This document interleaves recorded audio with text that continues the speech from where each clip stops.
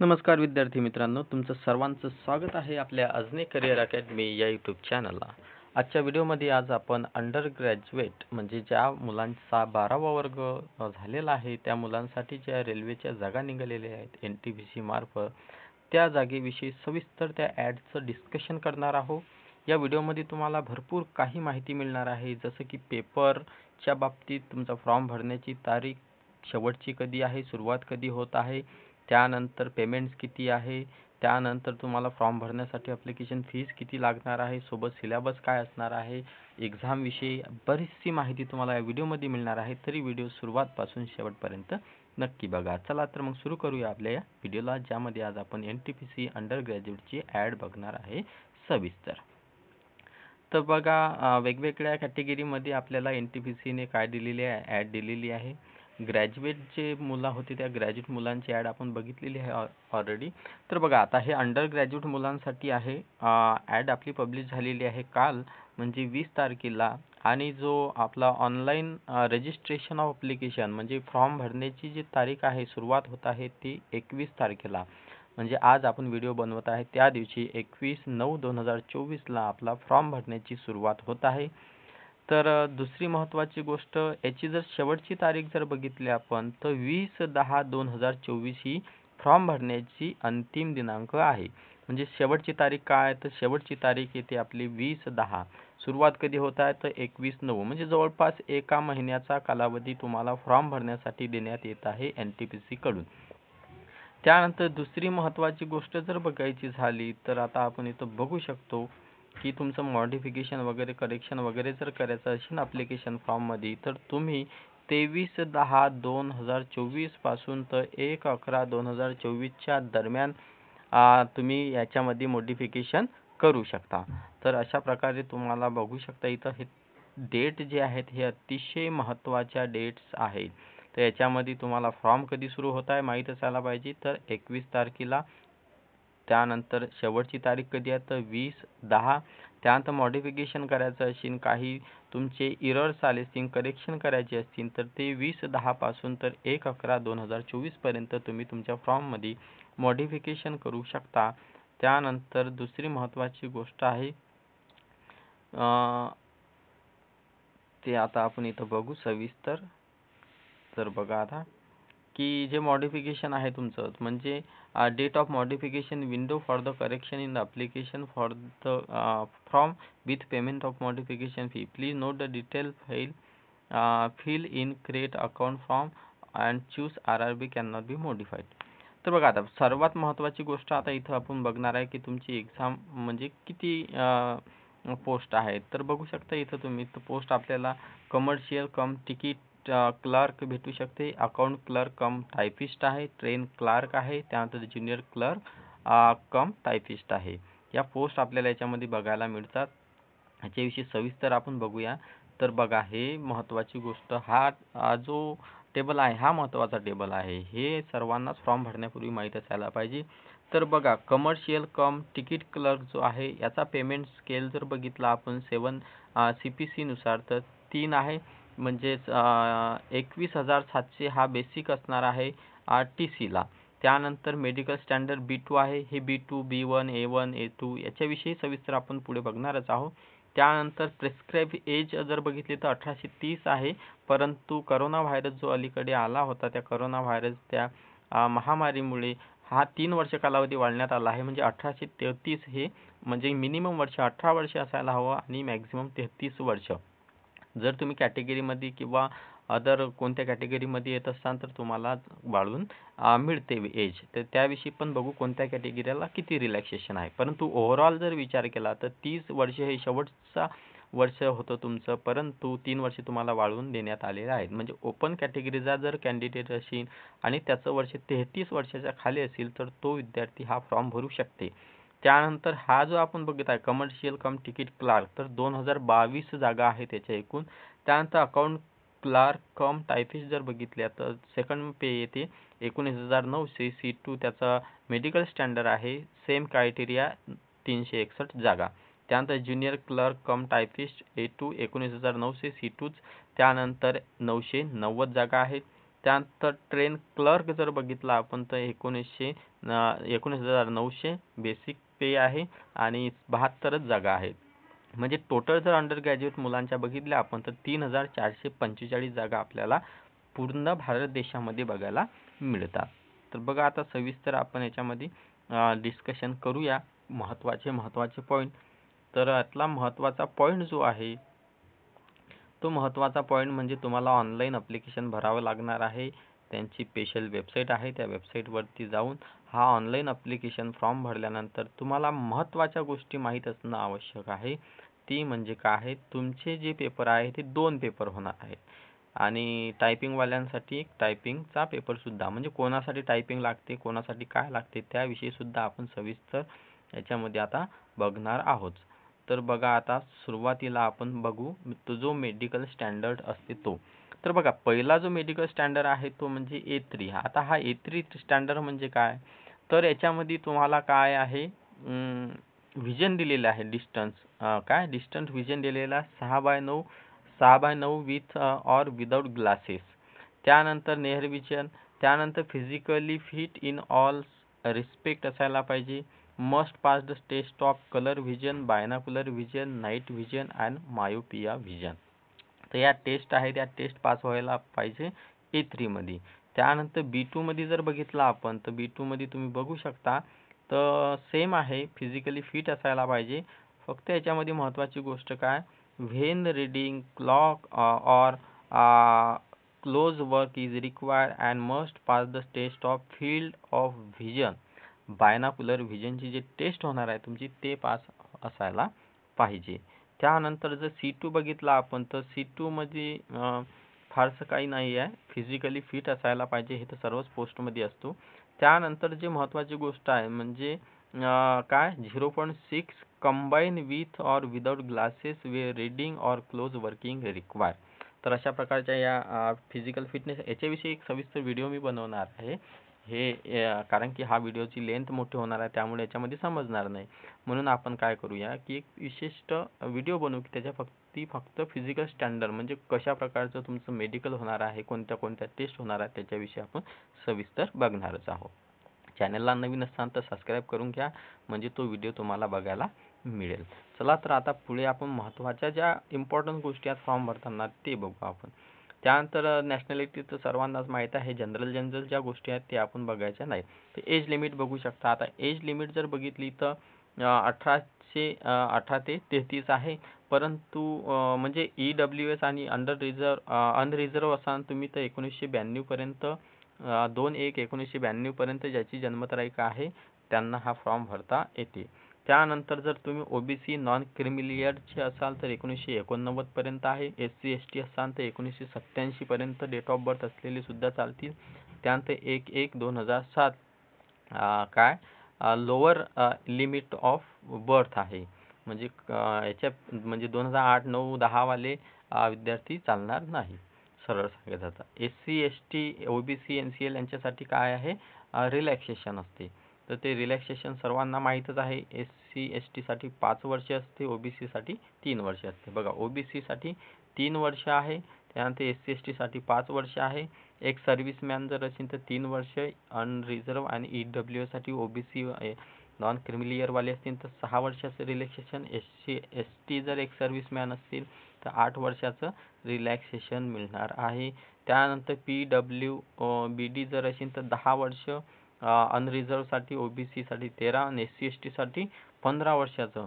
त्यानंतर candidate who is serving group C and the erstwhile group D railway staff with minimum 3 year service, म्हणजे कमीत कमी 3 वर्षाचा जर रेल्वेमध्ये त्यांनी जॉब केलेला असेल तर तशा विद्यार्थ्यांसाठी, जर ते अनरिझर्व असतील किंवा EWS असतील तर 40 वर्षापर्यंत रिलॅक्सेशन आहे. OBC NCL पर्यंत 43 इयर ऑफ एज आहे.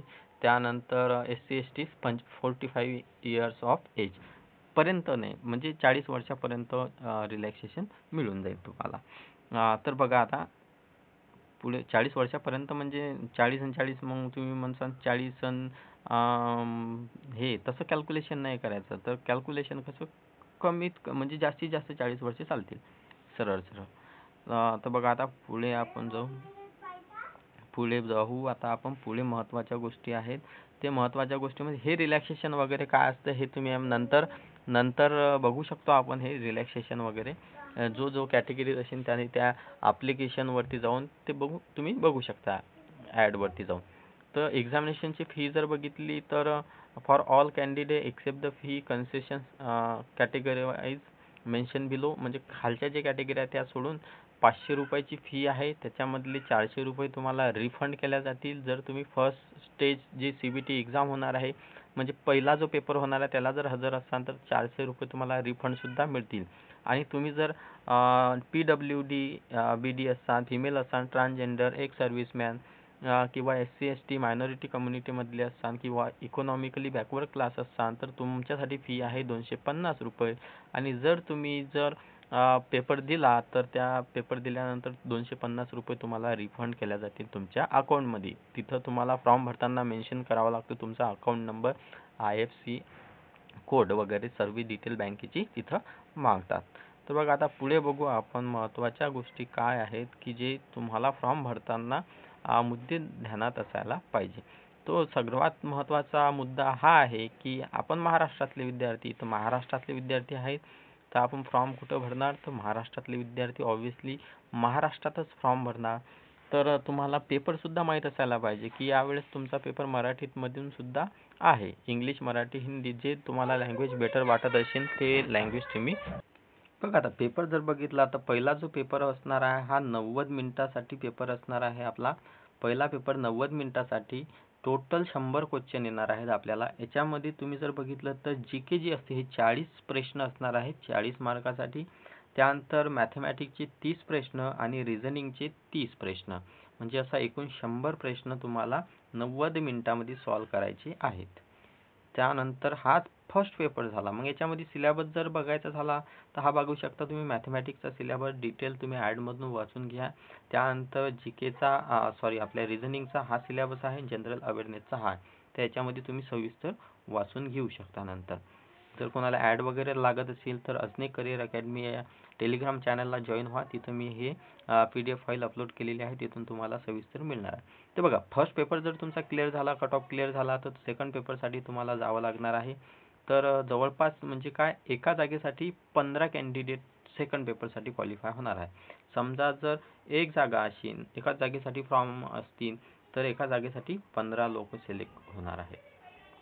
तर अशा प्रकारे आपल्याला सेकंड पेपरमध्ये समजा तुम्ही क्वालिफाय झाले सेकंड पेपरसाठी तर तुम्हाला 90 मिनिटांमध्ये 120 प्रश्न सॉल्व करायचे आहेत. आता लेवल वाढणार आहे.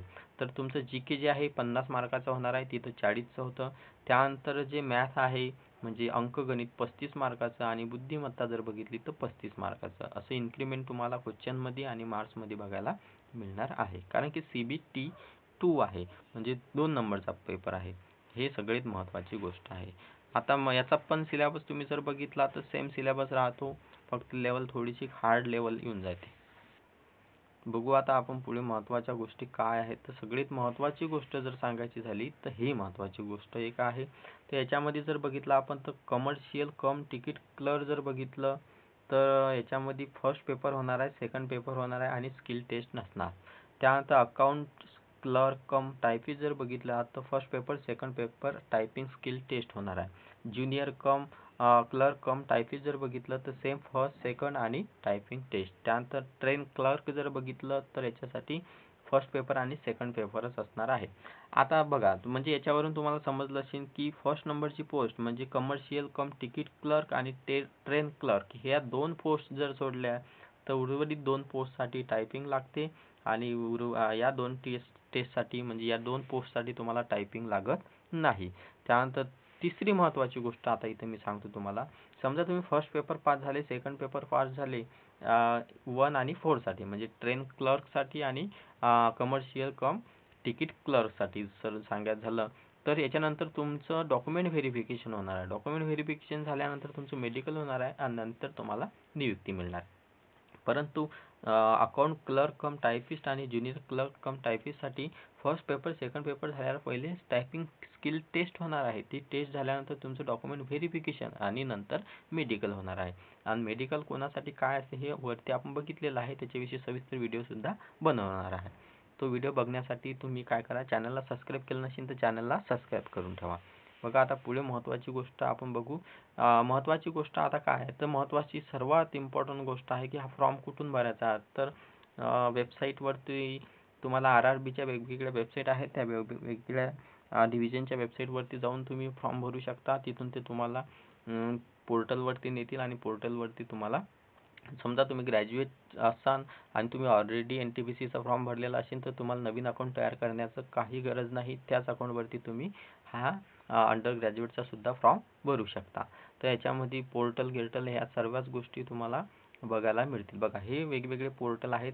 जसं की आपण जर मुंबई बघितली तर बघा हे मुंबई, तर मुंबईची काय www.rrbmumbai.gov.in. त्यानंतर याच्यावरती जाऊन तुम्हाला तिथं सविस्तर मग तुम्हाला फॉलो करायच्या ज्या काही डायरेक्शन्स वगैरे असतील ते फॉलो केल्यानंतर तुम्हाला मिळून जाईल सविस्तर माहिती. तर हे गोष्ट महत्त्वाची आहे. आता महत्त्वाची गोष्ट आहे ती म्हणजे जागा. आता फॉर्म कुठे टाकायचा. आता महाराष्ट्रातील विद्यार्थी ऑब्व्हियसली महाराष्ट्रातच टाकणार आहेत. तुम्ही अदर्स ठिकाणी सुद्धा टाकू शकता. तुम्ही जर कम्फर्टेबल वगैरे असाल तर तिथं सुद्धा चांगला स्कोप आहे. आता फक्त आपण एक महत्त्वाची गोष्ट बघू, ते म्हणजे आपल्या मुंबईच्या जागा किती आहेत आणि कुठे आहे. तर मुंबईमध्ये जवळपास 3 झोन येतात. तर ते तिन्ही झोन आपण काय करणार आहे, बघणार आहे. तर चला आता मुंबई आपण बघू. मुंबई हे बिलासपूर आहे, मुंबई खाली आहे आपली. तर बघा आता हे आहे कोलकाता, मुंबई. तर बघा आता मुंबईमध्ये जर बघायचं झालं तर एकूण 699 जागा आहेत. 699 जागा आपल्याला बघायला मिळतात. कॅटेगरी वाईज हा तुम्ही काय स्क्रीनशॉट वगैरे सुद्धा काढू शकता. स्क्रीनशॉट काढल्यानंतर सुद्धा तुम्हाला सविस्तर ह्याची माहिती मिळणार आहे. तर बघा आता मुंबईमध्ये कमर्शियल कम क्लर्क जर फक्त आपण एक बघू, बाकीचं तुम्ही सविस्तर बघून घ्या. तर सेंट्रल रेल्वेमध्ये जर बघितलं आपण तर अनरिझर्वच्या 153 आहेत, एसीच्या 56, एसटीच्या 28, ओबीसीच्या 102, ईडब्ल्यूच्या 33, म्हणजे टोटल 372 जागा आपल्याला बघायला मिळतील. त्यानंतर जर हे बघितलं आपण कोणत्या